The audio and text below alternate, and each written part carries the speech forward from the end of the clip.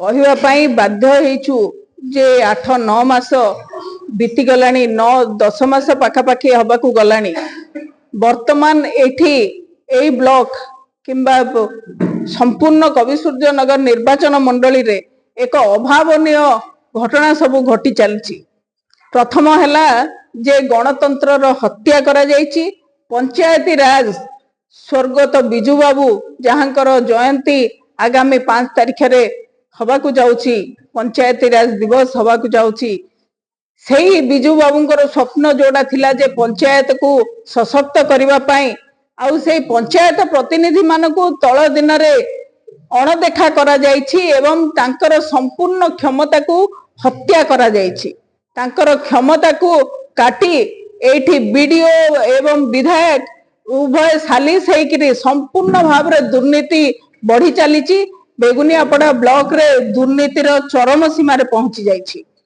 सेथिरु समस्त PRI member माने निष्पत्ति नेले जे एभली भाव रे जो अंधार रे रखिकी कार्य करा जाउछि बेगुनियापड़ा ब्लॉक रे ताकू विरोध करिवे एवं विरोध करिवा पई कोरम नथाई मध्य वीडियो रो कोन स्वार्थ रहिला, कोन व्यक्तिगत स्वार्थ वीडियो कर रहिला जे जने सरकारी ऑफिसर है कि आईन कानून को उल्लंघन करिकरी से मीटिंग को जारी रखिले। पंचायत समिति रे जेतेबेले चेयरमैन किंबा वाइस चेयरमैन अनुपस्थित रहंती गोटे पैनल चेयरमैन थाए।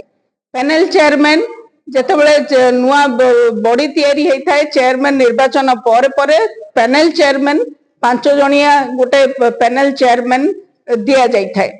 आउ सेटा मध्य मोर अवगति भितरे हेइथिला काहेकि चेयरमैन इलेक्शन बेल को मु संपूर्ण भाव रे सक्रिय रहिछि। से पैनल चेयरमैन आमर 5 जणिया टीम रो दिया जाइथिला। बातिल न करी ताकू मीटिंग को करिसंती। सेटा मध्य जने सरपंच को नेकिरी मीटिंग रो अध्यक्षता करिवा पई जने सरपंच को दायित्व देइछंती। ये संपूर्ण भाव रे असंवैधानिक। आमे कलेक्टर महोदय को अनुरोध करिवु जे आकू तुरंत ए मीटिंग को बातिल करा जाऊ एवं नुआ मीटिंग पुणी थरे आगे खूब शीघ्र मीटिंग डका जाऊ। बेगुनियापड़ा ब्लॉक रो उन्नति, बेगुनियापड़ा ब्लॉक अंचल रो विभिन्न कार्य को जो भली भाव रे करई दउ नाहंती सब क्षेत्र रे जेई मानु को कहउछंती जे आमे जहा चाहिबू ताहले पंचायत प्रतिनिधि माने लोकंकर आस्था भाजन हेई कि जो पद पदवी रे अछंती पंचायती राज एक्ट बोधे जानी नाहंती केही से भली भाव रे से माने आचरण करूछंती।